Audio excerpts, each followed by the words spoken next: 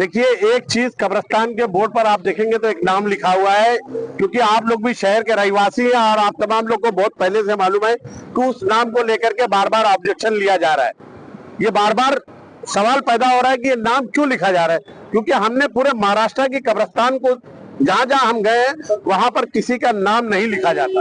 और ये जो कब्रिस्तान है ये महानगर पालिका के बजट से बनी है, महानगर पालिका ने अपनी जमीन दी है, तो ये जो नाम लिखा गया है इस पर लोगों को बार बार ऑब्जेक्शन होता है। इससे पहले भी कई राजनीतिक पार्टियों ने आकर के इसका विरोध किया है। क्या नाम इसमें नाम लिखा हुआ है, देखिए ना, डॉक्टर जितेंद्र अहवाज नाम लिखा हुआ है उस पर, और ऐसे ही शहीद वीर अब्दुल हमीद मार्ग के बोर्ड के नीचे भी लिखा हुआ है। इसके ऊपर भी कई बार लोगों ने कोशिश की, ऑब्जेक्शन उठाया, निकाला गया, फिर लगाया गया, आज फिर ऊपर पेपर लगाया गया था, फिर उसको 2-3 दिन पहले उस पेपर को हटा दिया गया। हमारी ये मांग है, हम ये अपील करना चाहते हैं कि ऐसी क्या खुशी मिल रही है और ऐसी क्या उनको क्रेडिट मिल जाएगी ये नाम लिखने से।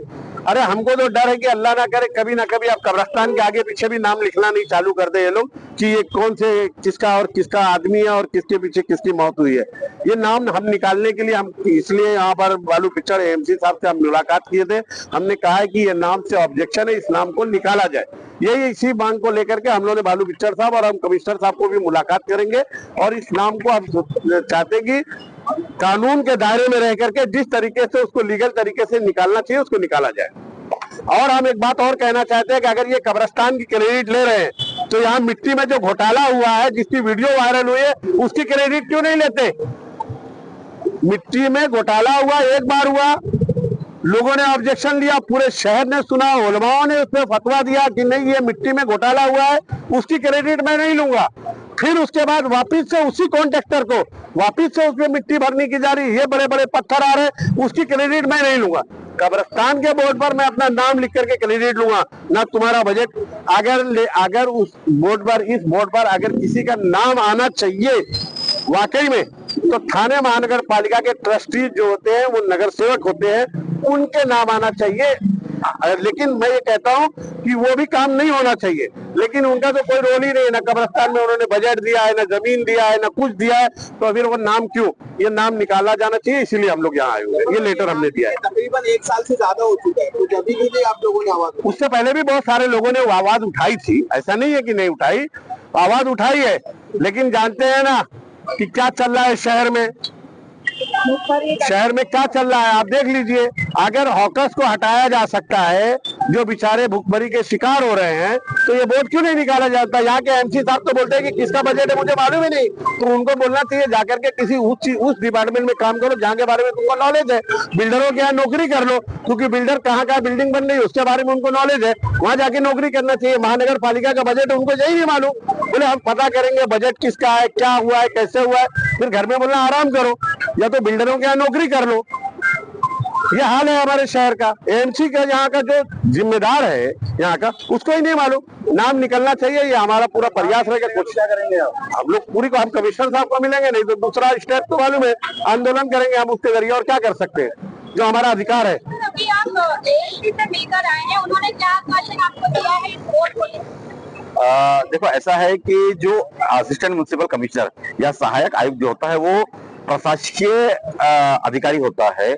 उसके अंदर जो तांत्रिक बात होती है उसके बारे में उसको इल्म नहीं होता है। जिस तरीके से जफर नुमानी साहब ने कहा, और ये जैसे भी इन्होंने एक बार कहा कि 1 साल के बाद में आपको क्यों आपने सवाल उठाया, तो आपको मैं ये बात बता दूं कि पिछले 1.5-2 सालों से तकरीबन 2022 में जैसे सत्ता पलट हुई और कांग्रेस राष्ट्रपति की सरकार गिरने के बाद में हमने मांगनी की थी, जब एकनाथ जी शिंदे साहब नए सीएम बने थे, तो हमने मांगनी की थी कि भाई ये जहां जहां पर भी नाम लिखे गए इन नामों को निकाला जाए। जैसे कि आप ये मित्तल का रोड देख रहे हैं, ये कंस्ट्रक्टेड टीडीआर के अंदर महानगर पालिका ने बिल्डर से बनवा करके लिया है, जिसके एवज में 150 करोड़ रुपया बिल्डर को एज पर टीडीआर दिया गया है। तो किसकी प्रॉपर्टी है? महानगर पालिका की प्रॉपर्टी है। इसके ऊपर उन्होंने वीर अब्दुल हमीद का नाम लिखाया, हमको उससे कोई एतराज नहीं था, मगर उस नाम के साथ में अपना भी नाम जोड़ दिया। हमने उसके ऊपर कंप्लेंट की और नाम हटवा के दे दिया।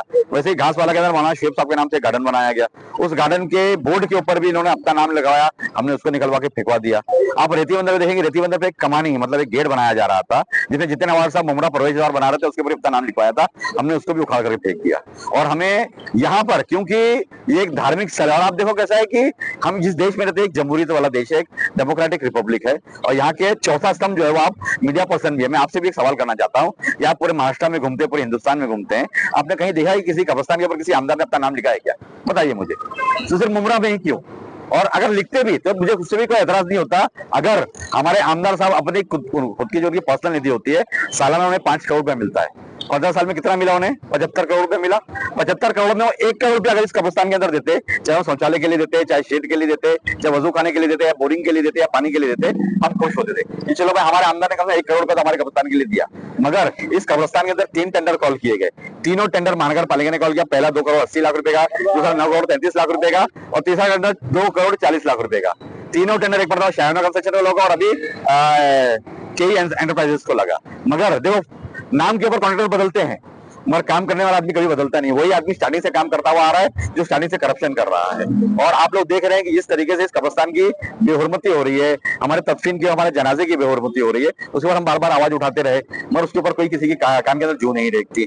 और जो अपने आप को सुन, मैं पूरी बात खत्म कर लूं, पूरे अपने इलाके के वो अपने ठेकेदार बने फिरते हैं और कहते हैं कि मैं अपना नाम की क्रेडिट नहीं लेता हूं। तो यहाँ पर ये नाम क्यों लगाया आपने? अगर आपको नाम लगाना ही था तो कुछ पैसा देते थे। तो वही बात होगी कि नानी के माल के ऊपर दादी का फातिया किया जा रहा है। मेहनत करे मुर्गा और अंडा खाए फकीर वाला हिसाब है ये।